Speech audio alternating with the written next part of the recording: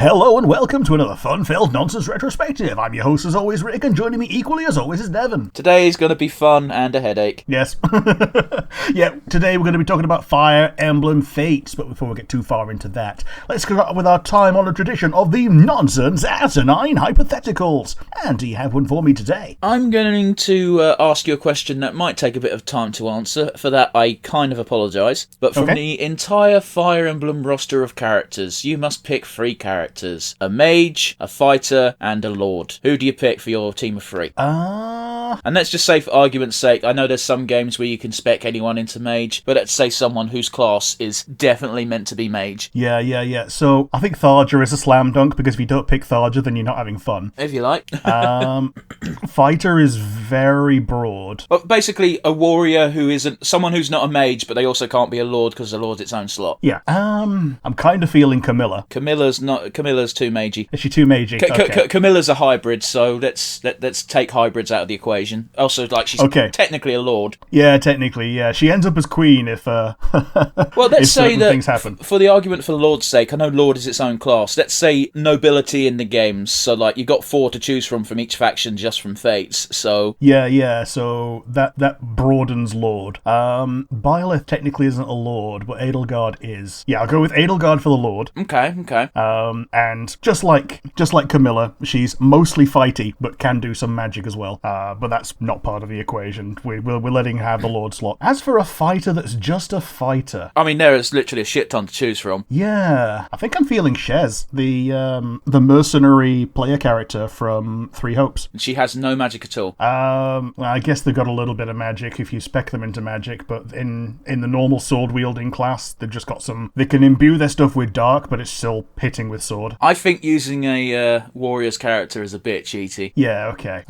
Shez is basically a magical OC used to justify the second warrior game. Yeah, totally. And I've not even played that game, and I can see it. Yeah, absolutely. Lynn's a lord. Hector's definitely a lord. Oh, very definitely. It's a key plot point. Yeah. Hector, Lynn, and Ephraim. Not Ephraim. He's a different game. Eli Wood. They're all the 3 lords of that game. Oh, man. Ooh. Picking a fighter that's just a fighter. This is difficult. You got Jackan, you've got the Lion and the Bull, whose names escape me. Oh, yeah, there's like some of them for every game. But you know, I think they might actually be called Cain and Abel in the original. Man, if you don't sacrifice Jagan in that game, you're an idiot. Yes. Or 10, but you kind of don't need to say both. Let's go with Rinka. Oh, yeah, muscle-bound waifu with an axe. Yeah. If at the very least, she'll distract Edelgard. Okay, but they're on the same team. Oh, yeah, totally. Yeah, we're all on the same team. Everyone's on the same team. So why would you need her to distract Edelgard? Because Edelgard gets a little bit ethnic cleansy. I don't think she...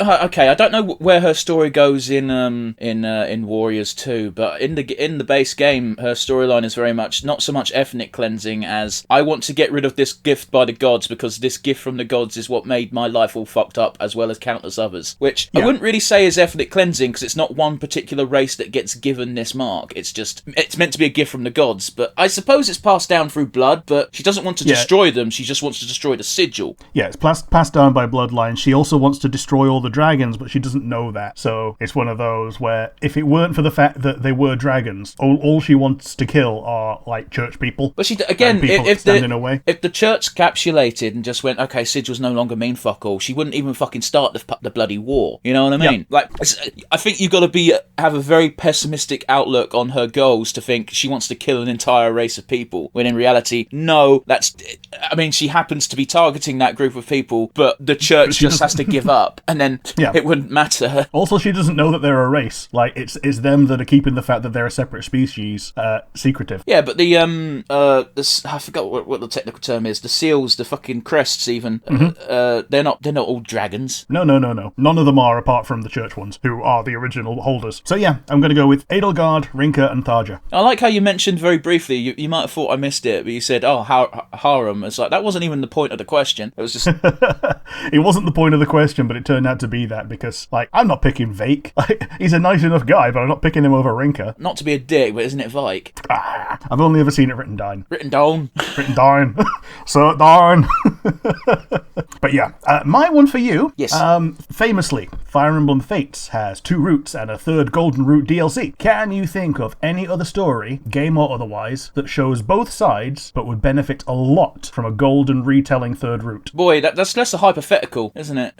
Yeah. And just, can you think of any games to do this? The Warriors franchise pretty much has you be able to pick any side traditionally. I don't know what it's like with the Hyrule Warriors and shit, because I don't touch those. But like, in Hyrule Warriors, you're always definitely the good guys. You can play the bad guys in like special maps, but the story quest is just the roster of good guys. Sometimes you get a bad guy having a face turn for the sake of being able to play them, but you're generally against a threat. I think that's where they fall down a little bit with their certain adaptations, because the historical ones, the Samurai Warriors and the Dynasty Warriors, they're great because it's historical factions. You can play as anyone because no one's technically evil and no one's technically good. Everyone has their own goals. If you play as that side, they show that side as being good. If you don't play as that side is evil because they're trying to kill you. Yeah.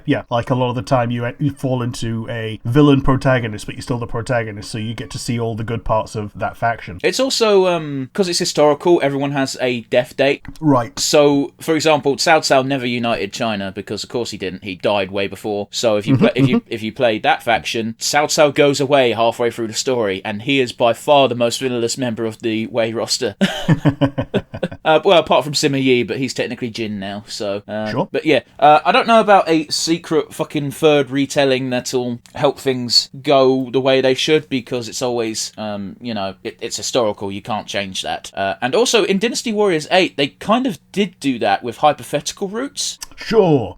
If you did every optional side quest during up to the split between historical and hypothetical, you could then take the hypothetical path, which is the culmination of you doing a bunch of shit that did not happen historically. Like I remember for Shu, it was like Pang Tong doesn't die at Chengdu, so he's there at Farn Castle and helps Guan Yu escape. Okay. And shit like that. So it's a weird question, because now I've answered the different viewpoints type of thing with just Warriors franchises in general. Fuck Dynasty Warriors 9, by the way.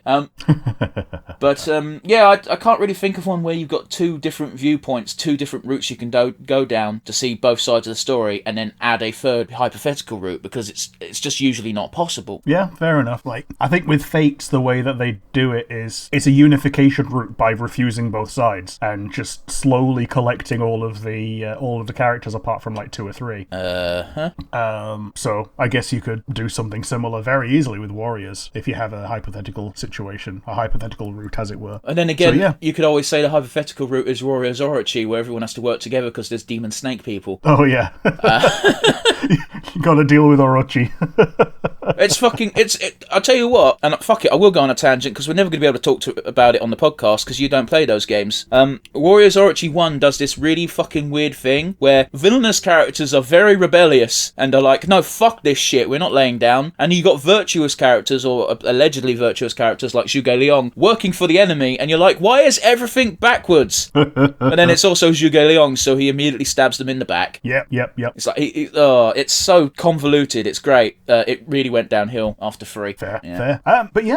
Today we're talking about Fire Emblem Fates, and sometimes we talk about our previous experience, sometimes I forget to do this, but for me, I have never played this game. However, I've played a bunch of spin-offs, and most of my experience with these characters comes from spin-offs. I know that you did play the game, however. I did. I was pretty hyped for this game because I didn't jump on Fire Emblem Awakening straight away. I came to it way after the fact because I didn't give a fuck about Fire Emblem, and then Awakening was actually good. Yes. I wanted to get into Fire Emblem as soon as I saw Marth and Roy in Smash Bros. And I'm like, okay, these sword people are cool. What game are they from?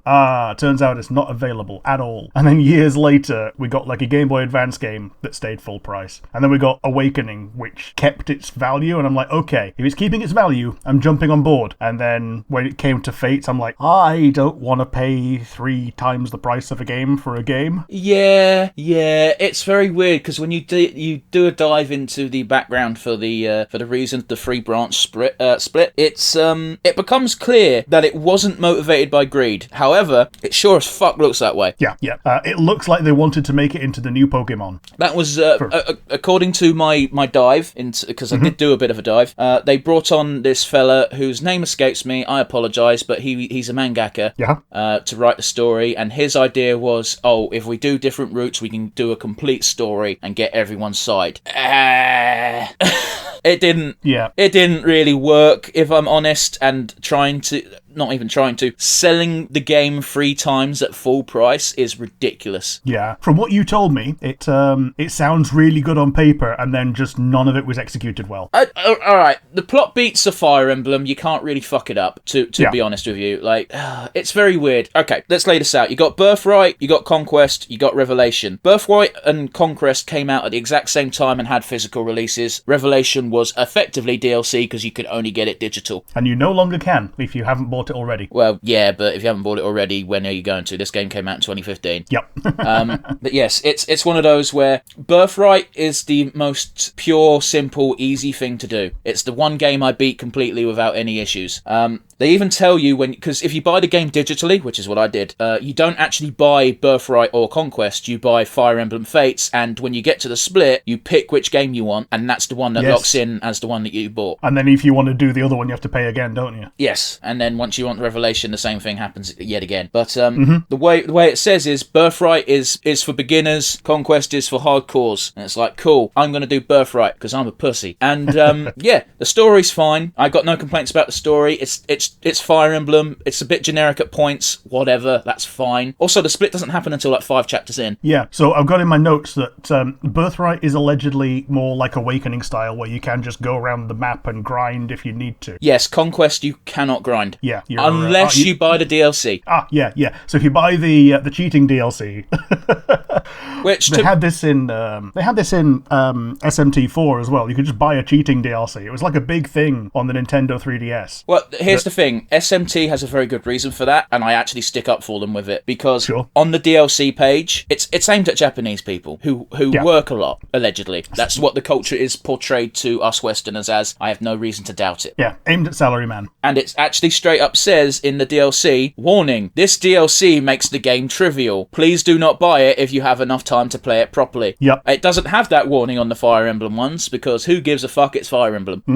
But yeah, it's one of those where it's kind of necessary for Conquest unless you're really good. Yeah, like if you get a boner for Nuzlocke, then this is going straight back to those days. Fire Emblem until Awakening didn't have a no deaths option, whereas Conquest, I think, isn't that basically stuck on permadeath? No. Is it not? Okay. No. But you there's no outs. You can only play the battles of the story. Also, unlike Awakening, there's a lot of battles that have weird goals. Like Awakening, pretty much every single battle, as far as I can recall, is kill boss, win map. In Conquest, you've got a lot of things that are like, take over the 5 towns in 10 turns. Make sure X doesn't get defeated for 15 turns, and shit like that. Yeah. And you've got your dragon veins as well, haven't you? I forgot about those. But yeah, that does exist. Anyone who's noble can basically use them. Yeah. Isn't it just basically you go there and you get a buff? Sometimes it affects the map. Okay. Like, I remember in the Wind Village, it controls the wind paths. Fair enough. Yeah, it's one of those. So, yeah, you got Korin and the Hoshida nobles, Ryoma, Hanoka, Takumi, Sakura, the Norian nobles, Xander, Camilla, Neo, Leo even, fucking, not bloody Matrix, Elise, and of course Azura are all Dragon Vein people, so they can all use them. Likewise, their kids can also use them. Yeah, when I was looking, it looks like there's a very small percentage of people that aren't either a noble or one of the noble's retainers or a child. Pretty much everyone's a retainer. Every noble has 2 retainers. Yeah, and so that bulks it out real quick. Yeah, and each roster is about not even about 16. Let's see, 18 people for each game exclusive. Plus the cast that's just shared between games is another 8 people on top of that, and then you've also got Birthright exclusive people. Birthright gets an exclusive character, Yukimura. Okay. Revelation also gets an exclusive character, Fuga, but who gives a fuck about Fuga? You've also got isn't Scarlet kind of technically exclusive? Yeah.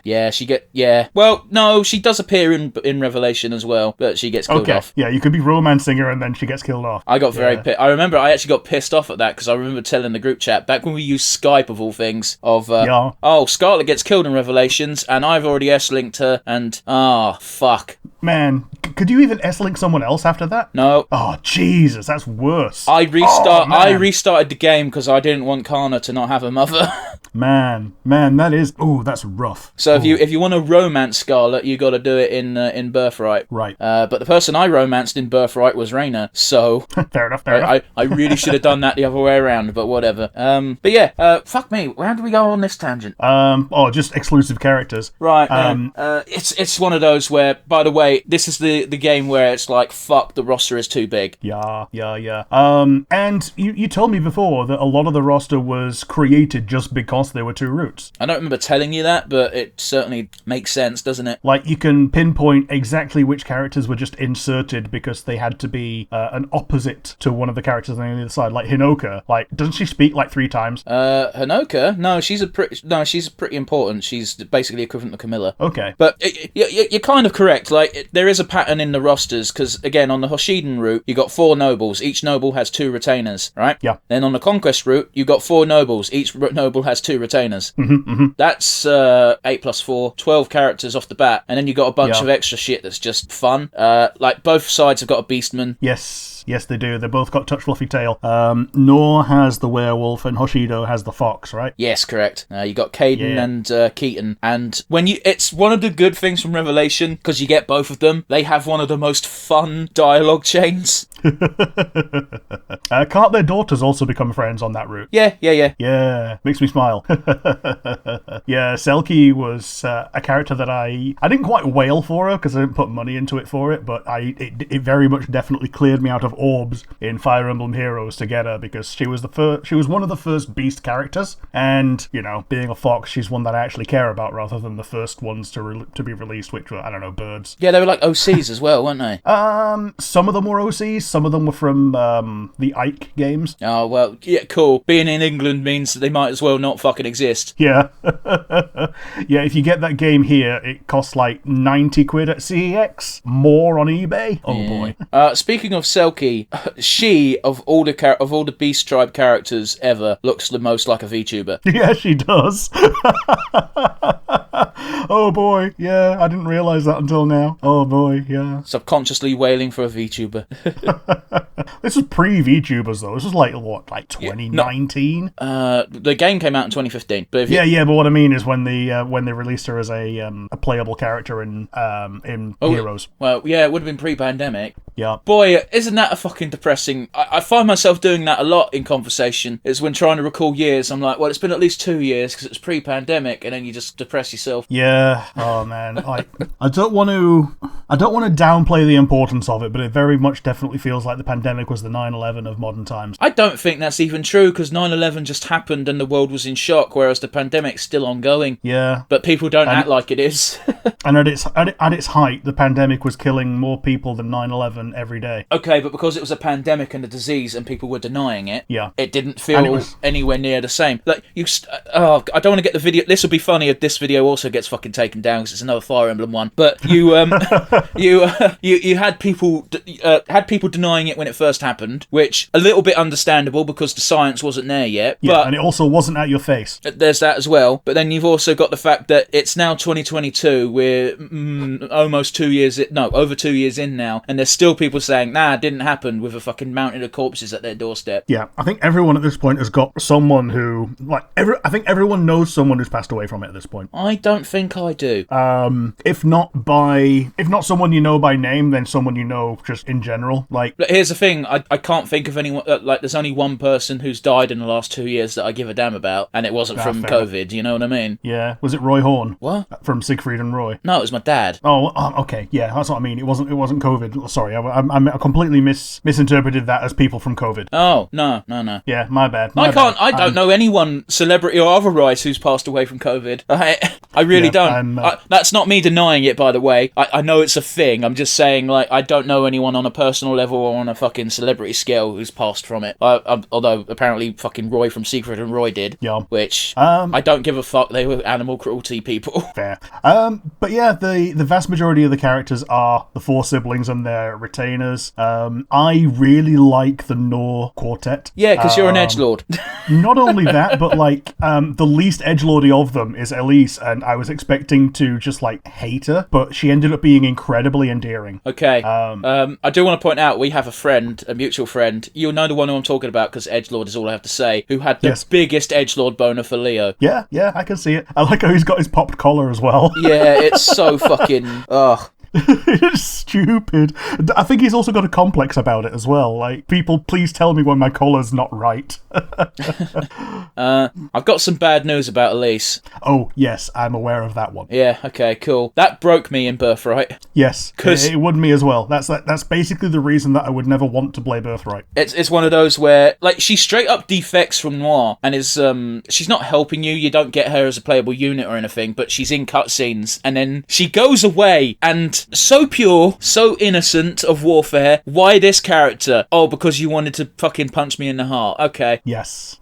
And it works for your opponent as well. Yeah, I mean... It's a double-bladed punch in the heart. I mean, here's a fun one, moving on from that tragic little footnote, in that none of your siblings are related to you, which means you can bang all of them. Apart from Azura, which is the one that... Wasn't she stated not to be related to you, and she turns out she's the only one that is? Yeah, we don't talk about that.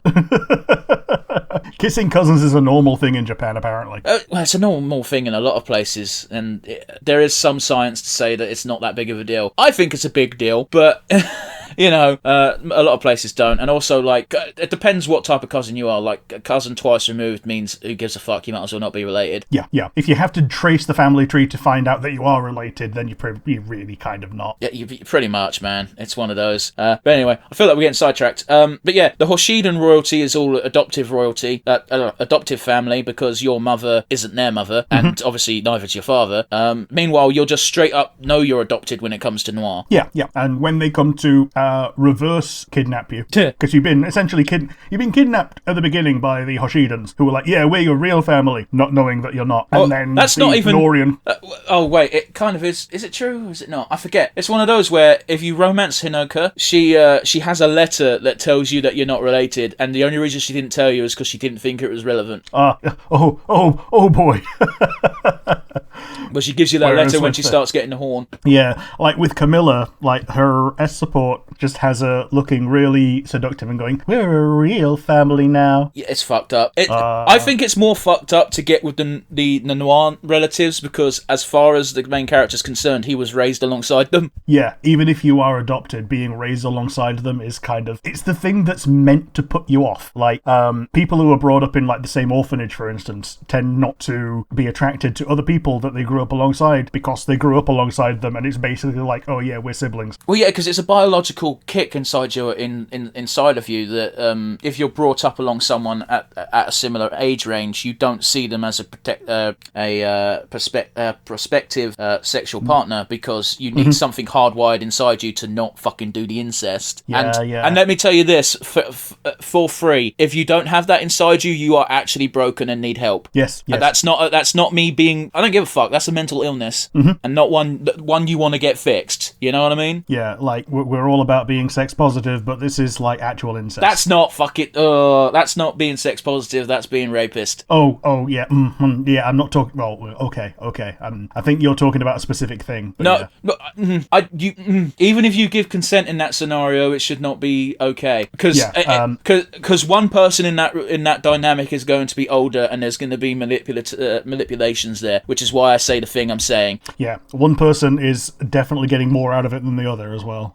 What's the go-to of, like, there is a power imbalance? If there's a power imbalance, it's very hard for something to be consensual in the first place. Yeah, absolutely. We went on a bit of a tangent here, but we have to stress the fact that the reason why it comes up is there is a lot of pseudo incest in this game. Yes, there is. And like, technically it's not, but it kind of is. Well, not even it's not, but it feels like it is. There you go. Oh, it definitely feels like it, yeah.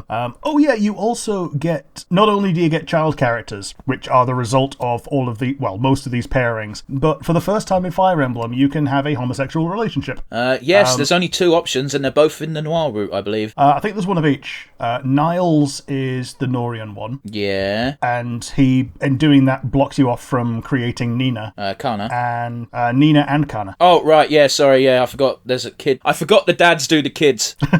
Yeah, dads do kids in this one, not mums. Mums just give hairstyles, which is the opposite of Awakening. Yeah. And going with Rajat, who is a child character, locks you out of Kana. That's okay. I know where my mistake was, because I thought that Nyx was the lesbian option, but it's actually Nyx's kid. Yeah. No, it's not Nyx's kid. It's fucking. Sorry, my apologies. I made this mistake before. It's Hayato's kid. Yeah, Hayato's. Yeah. But yeah, Rajat is anagram of Tharja. She's basically Tharja. Well, you got this with a few of the kids. Yeah. So on the Hoshidan side, it's the kids who are XPs of Awakening characters. On the Norian side, you straight up have the Awakening characters, as it's revealed later in one of the DLCs. They all just, 3 of them just isekai'd themselves. Yeah. Severa, Inigo, and Owain just became Selena, Laszlo, and Odin. I do like how Odin's the only one who went, fuck it, I'm going to do a totally different fighting style. Yeah. He just re-rolled into a dark mage. Whereas the other ones just play the original character, just dressed in a Norian gambeson. Yeah. But to be fair, most of their children characters are cool as well. I don't get the palette swaps. Not even the palette swaps, depending on what hair you give them. Yeah. But and then on the other side, you've got Rajat as a child. She's obviously Tharja. Asugi is Gaius, and Cordelia gets Kaeldori. Hey, guess what? They're all anagrams. Yeah. I know definitely the Cordelia Kaeldori is also an anagram in Japanese. Okay. Because Cordelia was Tiamo, and her Cordelia is Tiamo, and Kaeldori is Matoi. Okay. I don't know about Gaius, but yeah. That's fair. Go on, you were going to make a point. No. Go ahead. Yeah, I was just going to say, I remember our starting point that went us on this tangent. This game has too many characters. Why does it have too many characters? There's a few reasons. One, it's essentially 3 games, free games that should have been 1. Mm-hmm. So the roster's already bloated in that regard. You've also got the fact that you've got the kids on top of that, so that's an additional fucking 16 characters, I want to say. There's a lot of characters. We understand why, because the game is meant to be played in the mode where you lose a character, they die, they're gone forever, you need to replace them. But you have multiple people who fill a combat niche for the purpose of permadeath. Yeah, it's like, why the fuck would you use Kaze when you got Saizo? Yeah. Why would you use any Gen 1 person when you've got Gen 2 people? Because they're all better.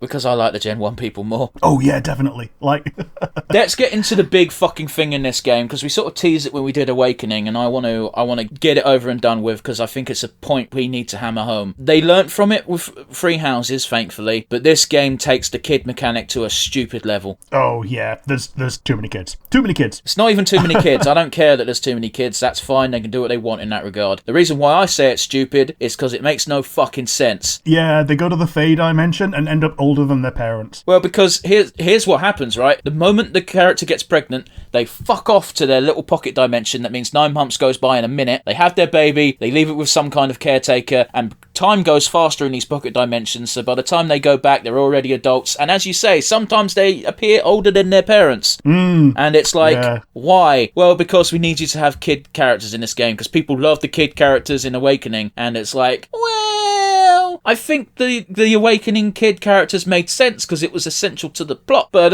yeah, and one of them was specifically the plot. And the reason the plot went differently is because we've got Marth Lucina around right now, and the fact that she can combat means all the other ones can. Yeah, and obviously the reason why it takes so long for them to pop up is a bit convoluted, but it makes sense because the characters don't know that they're romantically linked yet, so they don't know which character's hairstyle to give the character. Yeah.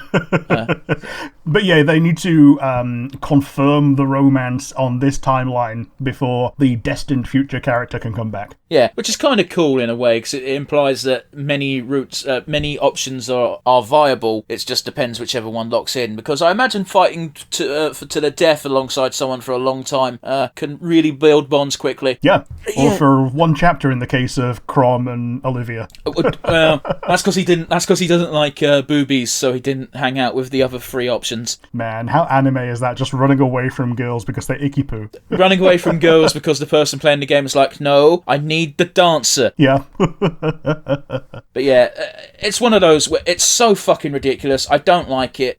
I don't like it, but it makes sense if you're playing on permadeath to a degree. They need a way to replenish the ranks, but for fuck's sake, they even have the Ihaja system in this game. I don't know if I'm pronouncing that properly. The Ihaja? Oh, Einherjar. Yeah, that. So it's like you don't even need the fucking child characters. Again, I know they're there to be fluffy and cute, and people are like, oh look, here's my waifu, and me and my waifu made the kid, but it makes no fucking sense. Yeah, you just get the Einherjar. Aren't they just like Death Star characters from your mates? Yeah, might be. There's a place where you can recruit a bunch. Yeah, like you create a Death Star character, put that forth as your ace, and that's the one that other players can download and have in their ranks. I might be getting it confused with like Fire Emblem Awakening system then, because I could have sworn there was one where they make up. You get old school sprites of old school characters, and you just get that character in your game. Oh yes, there's you can do that with amiibos as well. Well, amiibos doesn't really count because it's only the 4. Yeah. Crom, Marth. Nope. Robin, Marth, Ike, and Lucina. There you go. Yeah, no Crom. Crom wasn't in Smash yet, so he didn't have an amiibo. Which, I still remember that meme like it was yesterday. That was a good time. Oh yeah, the Me Fighter Crom. Yeah, Kerm, Lasuna. Oh. Oh, why did that turn into Yoda? Oh, I don't know. Lasuna. Man, by the way, if you watch Tales of the Jedi, they confirm that Yoda's just batshit insane. Oh, yeah, okay. There's another Yoda creature called Yaddle, and she just talks like a normal person. Oh, yeah, that's apparently Baby Yoda's mother. Okay. And yeah, it was just Yoda in a wig. Yeah, but unlike Yoda, I did want to give her ears a tickle. Yeah, okay. Like, she didn't quite look as deformed as Yoda. It's one of I don't think we've actually tackled plot yet, have we? No. So you start the game as a Norian prince or princess, as Corrin. You get told to murder some Hoshidans that were caught at the border or whatever, like rebels. Rinka's one of them. And Kaze's the other. Yeah. And your siblings go, okay, let's go do this behind the screen. You trust us to do it, right? And they basically go, oh yeah, just go. We're not all down with murdering you dudes. And that's about as far as I played. Okay, fair enough. Well, Kaze is available on all 3 routes. If you do not get him to A rank or higher on, I think it's Birthright, he gets fucking killed off during the story. Mm-hmm. So fucking be friends with him. Otherwise you miss out on a kid. Yeah, that's Green Ninja, right? He is actually Saizo's brother, as we find out, which is why they're both ninjas. Yeah, Saizo being Red Ninja, who used to have a thing with Booby Lady. Kagero? Yeah, Kagero. They used to have a thing. But I'll be honest with you, Rick, you can't just say booby lady for this game, because a lot of them are booby ladies. Well, in base game, it's basically Kagero, Charlotte, and Camilla. Orochi. Okay. Fuck me, yeah, Charlotte's tits are just fucking, they're not real. No, for real though, look at that character's frame, and then look at the titties. I mean, they're real, but they're not actually that perky. She's just hold them up with like an iron corset. Yeah, okay, maybe. Anyway, I'll have to give you a very brief overview of each story, because again, it's been 7 fucking years since I played this game. So Birthright's very simple. Noir is invading Hoshido. Hoshido doesn't like that. Beat Noir. When you're near the end of the game, you realise that the Norians aren't all that bad, and you just got evil dickhead Karakoklos. No, that's Yu-Gi-Oh. I forgot. Anankos, isn't it? That's it. I knew I was on the right track. The Orichalcomelos. Yeah. Except you don't actually know that it's Anankos. You just have Garon, which is your adoptive father. Yeah. But he does turn into a big fuck off dragon. So yeah. Lilith is a thing that's in the story that doesn't get revealed in any outside media, pretty much. So I didn't know that she was a character at all until I saw someone talk about Fates in a video at one point. Okay, yeah. Lilith's human form is adorable. Her dragon form is not. I can't remember if this happens happens in Conquest or Revelations, but in Birthright, that character gets super fucking murked near the end of the game. Yeah. Isn't she like part of an Ankos? Rick, I don't know. Yeah, fair. But yeah. So, Anankos is one of these things where, as far as I can tell, his main shtick is resurrecting dead corpses and puppeting them. Anankos is also weird because he's got like a good half and an evil half, if I recall correctly. Okay, so is the good half Lilith? No. Okay.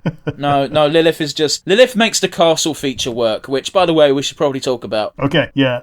Isn't that the thing that you level up by a spot pass? No, the castle thing is, hey, in between maps you live in this castle and you get to make it yourself. Okay. You never reached... I guess you wouldn't have if you only played the first fucking stage. There's a home base, and the home base is your castle. You can put facilities in it, such as a farm that gives you resources, which is usually food or minerals. You use the food or the minerals to upgrade shit. And I'm guessing the castle is portable because of Lilith. The castle is its own little pocket dimension, which is why you can just bounce to other mini dimensions to put kids in there so they grow super fast. I'm just shaking my head. Oh my. Now, the castle itself is quite fun because it's always fun to just design something yourself. Of course, you're not really designing it yourself, you're just putting buildings in certain places. But, you're right, it does have a spot pass function. If you play a PvP against people, you can defend or attack their castle. Okay. So, you've played the Sky Den sort of thing that they did in Fire Emblem, the mobile game. Yeah. It's like that, but on a bigger scale, because it's an actual Fire Emblem size map as opposed to the fucking 9x9 the game uses. Yeah, you got a full map that you have to set obstacles up on. Yeah, okay. Yeah, unfortunately, the amount of stuff you can put on there is limited, but like you can, depending on what side you're on, depends on what defenses you've got. So obviously the Revelation ones are bullshit because you got everything. Yeah. So the Revelation ones, you have both the stone golems, which is the noir auto defenders, and you've also got the turret things that the Hoshidans get. You can also place the equipment like ballistas and focus orbs, so you can have attack someone fucking 9 spaces away with your tome or your bow, depending on what weapon you're using. Okay. Fair enough. I didn't really use that function very often, but it's one of those where if you win that map, that's where you get the thing we were mentioning earlier, where you get the super mega character that the other people put up. Mm-hmm. So you had some people take it super seriously and build super baller defenses and go, yeah, I'm gonna make people work for this. And you had other people who just go, just visit my castle via a castle raid, and you can beat me in 2 seconds because I've got 1 unit on the map. Yeah, I've got 1 Death Star. Here you go. You can have it. Oh shit! No, it wasn't even Death Stars. I got that. You can inherit a skill from the character, so you could get gender lock skills. I don't know if you could get gender lock ones, but you could put stuff like Aether on your character before you've even fought the first fucking map. Okay. So you get super late game skills with super low effort, depending on how cool people were being. Nice. Yeah.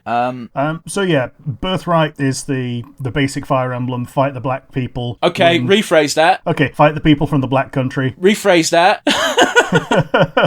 Fight the Norian scum. Right, okay, better. Yeah. Beat them off as they're invading your country, and then go back to them and kill their king. Man, all jokes aside, I think Noir... Oh no, Rinko exists. Ignore me. But yeah, the Norian side is a bit different in that you're doing the exact same thing. You set off to conquer Hoshido because that's how your father demands it. However, because your father secretly wants you to die, but he's not making it that much of a secret, he sends just you. So the first map is just you. But about 2 turns in, Camilla shows up with her retainers, because Camilla's like, I'm not letting you do this on your fucking own. And that's the reason why you don't have an entire army, because you're meant to be doing it in secret as a stealth mission, except you've got all your siblings turning up very early on, and obviously your siblings bring their retainers, and then you get... Nyx is just in a map randomly, let you recruit her. Charlotte and Benny are both guards at the border, and you just bump into them, and you just go, hey, I'm a prince, and Charlotte, being all about money, is like, oh, you've got money. Yeah. Man, I remember Charlotte in Heroes. She was only available as a seasonal unit for the longest time. That's weird. Yeah, like she was like Bride Charlotte, and she had a massive fucking spoon. I don't know why. One of her deals is she wants to marry one of the princes because she doesn't want to work anymore, which, considering she's a border guard, I can't fucking blame her. Yeah, but also she's like Hilda in that she's bullshit strong as well. Yeah, Benny's scared of her. Yeah. and Benny is basically the Kellum, except he's way cooler because he's not invisible. Yeah. Benny's like 8 foot tall and 4 feet wide. I don't think literally, but I get what you're saying. Yeah, he's just like this dude built like a fridge. And he's scared of Charlotte. Yeah. Benoit, apparently his name is. It's just Benny. Yeah, apparently is Benny short for Benoit. I prefer Benny. Yeah.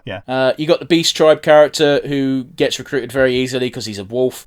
And you got Gunter, who is your character. Is basically your character's Jagan. Yeah, isn't he like specifically your retainer? Yes. Yeah. Just the same reason that Felicia and Jacob are your retainers, except they're a butler and a maid. Yeah. He also gets killed off very early on, but he's not. Yeah. But he's killed off in quotation marks. He comes back later and he's fine. I was going to say, like, killed off in quotation marks, comes back. Yeah. That happens quite a lot in Fire Emblem, it seems. Yeah. And you got Flora as well, who joins you because at one point you have to subjugate the Ice Tribe, which is Felicia and Flora's tribe, and because Corrin is just a nice guy, he doesn't do it properly. Yeah. So that's why Flora joins you, and you end up having 2 maids on the Noir route. Ninja maids. Yeah. Yeah, the maid class is essentially the Norian equivalent of ninjas, so what a fucking slap in the face for ninjas. Yeah, they do the same fucking thing. Like, they have, like, a knife and they throw it. Yeah, literally, the Norian flavour of... That is one thing I'll give them credit for. They're the same weapons, but given slightly different names depending on what side you're on. So, sure. In Hoshido, you got katanas, naginatas, throwing stars, etc. Whereas on Noir, it's just straight up swords, spears, and knives, you know? It's a nice touch they didn't need to do. Sweet. I think both sides just use axes, though, when it comes to axes, because I can't think of another name for axe. Man, how would you make an axe into a weeb thing? You just make it a short naginata, I guess, wouldn't you? I'm sure Japanese axes have a name, but I couldn't tell you off the top of my head. Let's see. They're called Onos, apparently. Okay. Or Masakari. No, I'm sticking with Akusu. Okay, but that's wrong.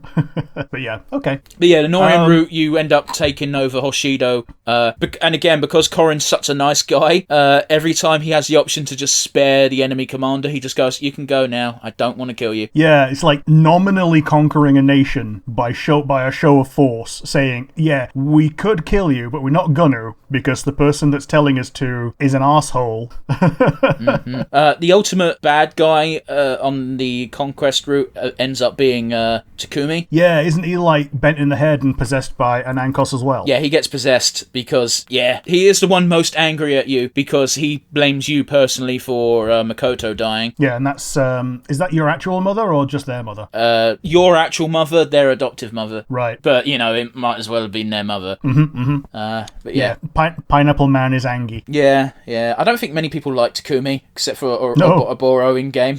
Yeah, he makes a much better impression in the first Warriors game, where he actually appears, because he doesn't have to be angry at anyone, because he's in Isekai world. I'll be honest with you, Leo's quite a chill dude in, not Leo, Takumi's quite a chill dude in the Revelations route. Yeah, but sweet. It's just like as we're saying, in Birthright, he's angry at Noir, because of course he is. In Conquest, he's angry at you, specifically, because you blew up their mother and then fucking ran away.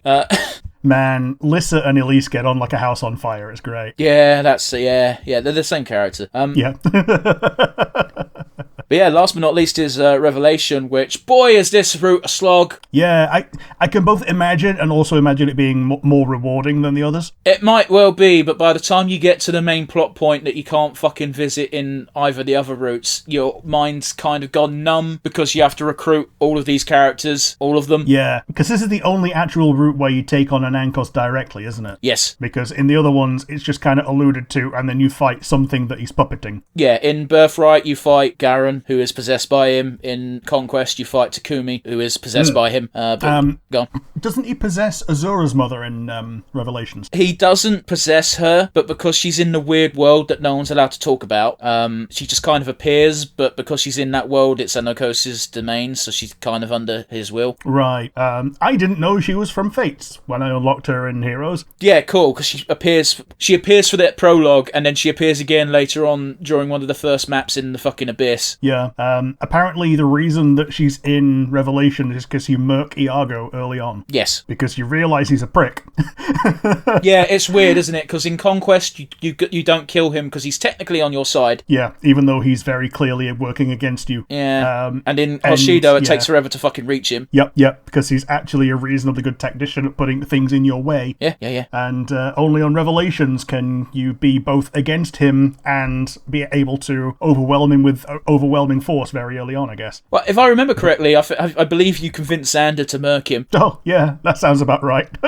Because, when Corrin is on neither side, the Hoshidan and Noir forces are at a standstill so much that Ryoma and Xander regularly clash on the battlefield. Okay. Yeah, whereas because Corrin doesn't want his Norian relatives to die in Hoshido, he does everything in his power not to fight them in battle. Yeah, I can see that. And then vice versa as well. Even though he only spent a little bit of time with the Hoshidan people, he makes it very clear he doesn't want to kill any of them.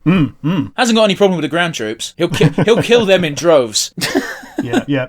Again, Xander is one that I wasn't expecting to really like, but when I played as him in Warriors, he plays interestingly because he's a sword cavalry as opposed to every other cavalry, which is axe. And B, like having a holy dark blade is also interesting. Sure. Because he's got that he's got his super secret sacred sword, but he has dark powers rather than light powers. I don't think anyone actually has light powers because Ryoma has Raijinto, which is lightning, right? Yes, but it's got light in the name. Okay.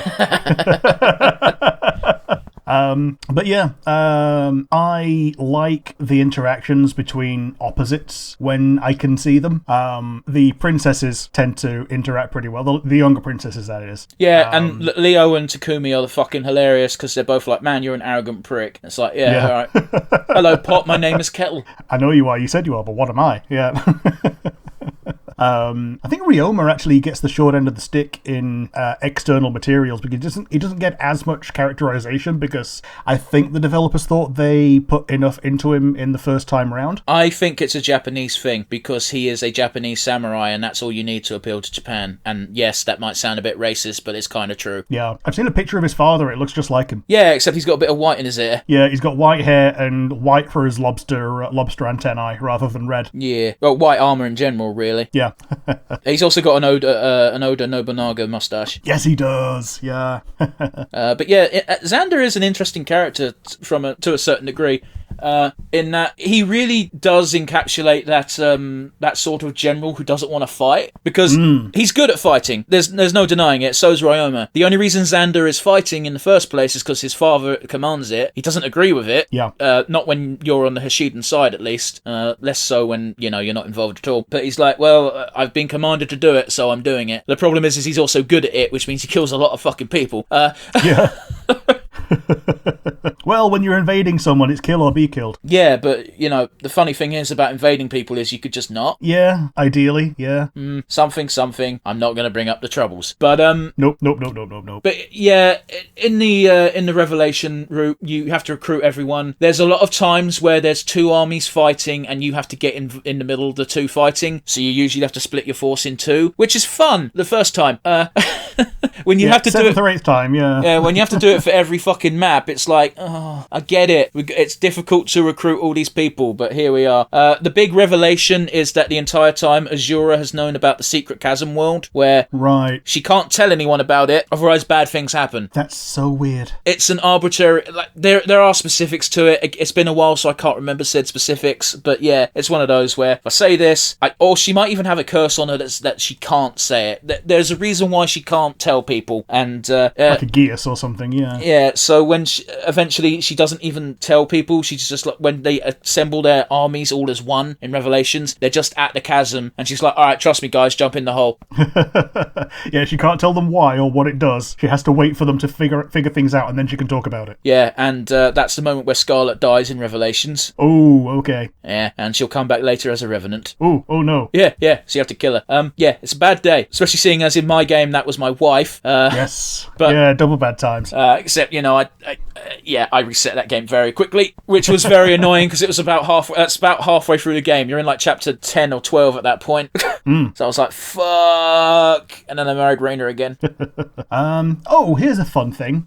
Between me taking my notes last night and recording this today, there has been a new Heroes banner, which is a bunch of children characters. Okay. So you can get a new version of Ophelia. Yeah, she's a popular one, isn't she? Yeah, so it's basically a legendary Ophelia, which, out of all people, why would you pick Ophelia over, like, I don't know, like any of the other lords from any any of the other games, like, I don't know, Ephraim or Erica. But if it's a child banner... Yeah, it's child banner, so she's on there. Kaldori is on there, and Dwyer, for some reason. Dwyer? Yeah, he's the child of... Yeah, he's the... Jacob. Oh, never mind. Yeah, he's a sleepy boy. Yeah, he's the one that looks like L. He's the one that looks like fucking Matt.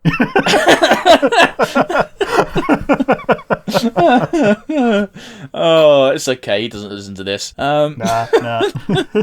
It's also an exaggeration because, as he'll tell you, he's got a bald spot. Yep. I don't know if he'd be okay with me saying that, but fuck it. Well, I've got a bald spot that keeps expanding. It's actually quite upsetting. But fortunately you've got long enough hair that you just brush your hair slightly different. Man, it's worse because it looks like rat tails over the top of it. It looks like real obvious comb over. Man, this is a tangent. Baldness. But yeah, what else do we have to say about the plot? It's one of those where, like, unfortunately, the reality is we can't go too in-depth in the plot. We're doing very brief overviews, because, one, I only beat Birthright all the way to the end. Sure. I got most of the way through Conquest, and I remember giving up that Garen because Revelations came out. Yeah. And then Revelations, I got to the cool place, and then it was like, I was focusing on building this super cool unit of a super cool beast of a Corrin, and then I kind of got bored. So yeah, it is what it is. So Birthright's the only one I know everything. I know most of Conquest, and I know about half of Revelations. Yeah.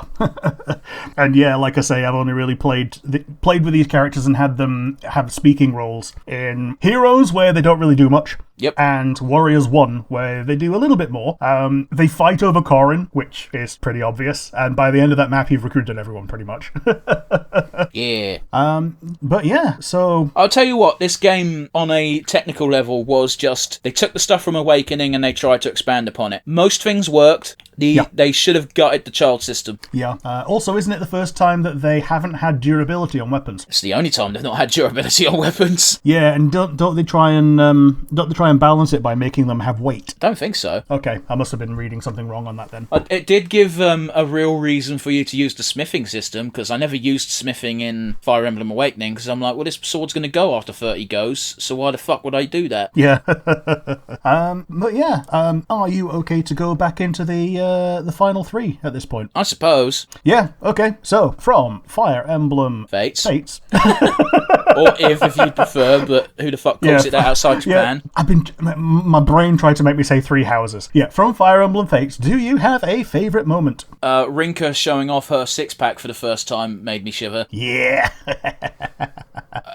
Like, I know I shit very heavily on the child mechanic, but man, this game does a stellar job with its choice of waifus. Yes. Waifu emblem is strong in this game. Yeah. But what about you? Do you have a favourite moment? Which is probably going to be difficult, considering. Okay, it's difficult considering I only know about it through hearsay, but the fact that your entire Norian sibling cohort comes back to do a reverse kidnapping, that would be the thing that would give me the most heartwarmies. Yeah, it's a shame that said kidnapping is just a pitched battle on a field. Yeah. And it's not really a kidnapping because they give you a choice. Yes, yeah, they can give you a choice and go home with their tails between their legs. Well, to be fair, they give you a choice, but then you do have to do a fight once you do your choice, so I guess it's not really a choice. Sure. A choice of which fight. Yeah, and then there's the fuck both of y'all, and then you got to fight everyone with just you and Felicia. Yeah, and not kill anyone. If it's any I think the AI is designed to only target each other and not you. Yeah, and to pull their blows, as it were. But yeah, we can't always talk about the good stuff. Sometimes we have to talk about the not so good. Do you have a weakest link? I'm going to hammer the point home. They did not need it's not that they didn't need the child system, because again, if you're playing on hardcore bullshit mode, you need the extra units in case people die. But the child system made no fucking sense in this game. Like, Awakening, it was part of the plot, it was fine. And I guess they just saw that and they were like, well, people like the waifus, so they must like the kids. Yeah.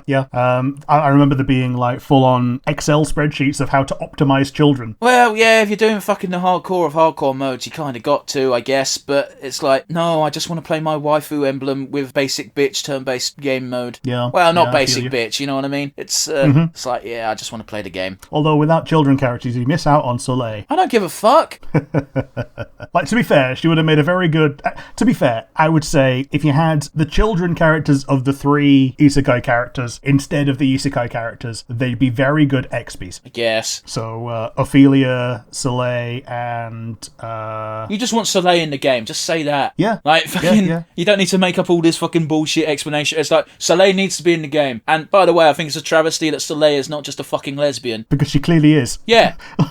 Like, they even go into detail of, I'm going to drink this potion to make me think that you're a girl and be attracted to you while you're a girl, so then I can think of you as a girl whenever I'm with you as a guy. I don't remember that there being a potion. I believe it's just her imagination. Apparently there was a potion in the Japanese version, and it got... Okay. In English, that doesn't exist. In English, it's like, I'm just going to close my eyes and think of you with thick thighs and big... that does it for me. And it's like... yeah, I'm good to go. Have your way.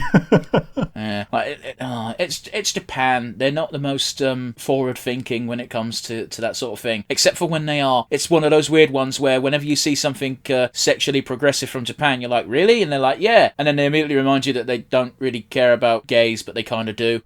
Yeah. And did they also have the touching waifus minigame in the Japanese version that you didn't really have in the Western one? You could stroke people in your tea house. That sounds wrong. Pat them on the head in your house for personal encounters, but I believe it was more in depth. Yeah, like you couldn't poke them below the face in the Western version. Yeah, in Western version, it's literally just giving them head pats or pinching their cheeks, but I believe in the Japanese version, you could give them full body fucking massages. Yeah, they call it the skinship mode. Okay.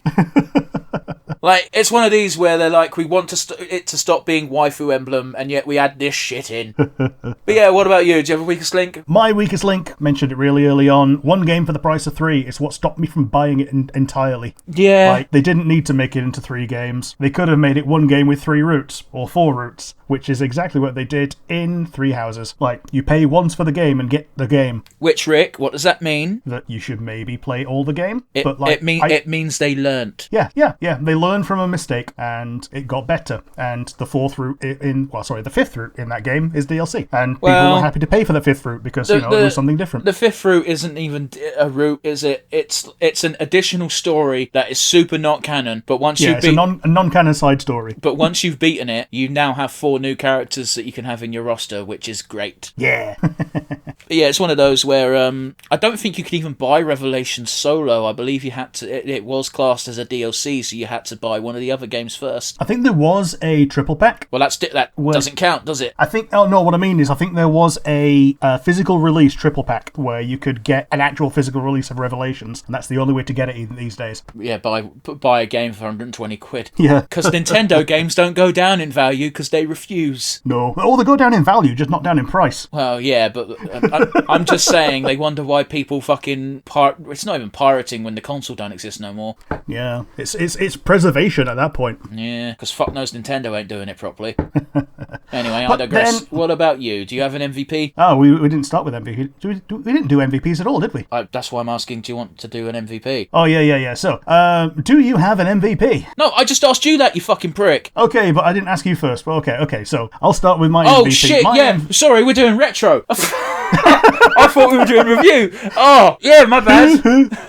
Yep. So, because you asked so nicely first, I'm going to give my MVP to Azura, the lovely songstress whose voice you hear in between every fucking chapter. Yeah, well, it didn't help that... Remember we spoke about a friend of ours called Matt earlier on? It didn't help that he thought the song was fucking great, so every time we were in a chat with him, he'd do the fucking "We are the ocean's blue waves," except it's Matt saying it, so it sounded shit. And it made me fucking really not like Azura for a long time. Sorry, dude, you can't carry a tune if you had a bucket. So yeah, I'm giving it to Azura because, as far as I'm aware, she's one of the things that ties all the roots together just as much as Corrin does, as being a damsel in distress in common. Yeah, but she's not She's in distress for like 5 minutes and then she joins you as a playable unit. If I remember rightly, in the noir route, she's straight up doing her own plan to try and assassinate Garen. Yeah, fair enough. But yeah, how about you? Who is your MVP? Right, after that kerfuffle, my apologies. Thinking it was the review for some fucking reason. My MVP goes to Reina because she is both a MILF and a warrior woman. What is not to love? Yeah. And yes, that is my criteria for this game because... Well, you can turn any of the ladies into a MILF, so it seems. But yeah. Well, I guess that's true, but like that age, and I believe she's got experience, man. I don't know.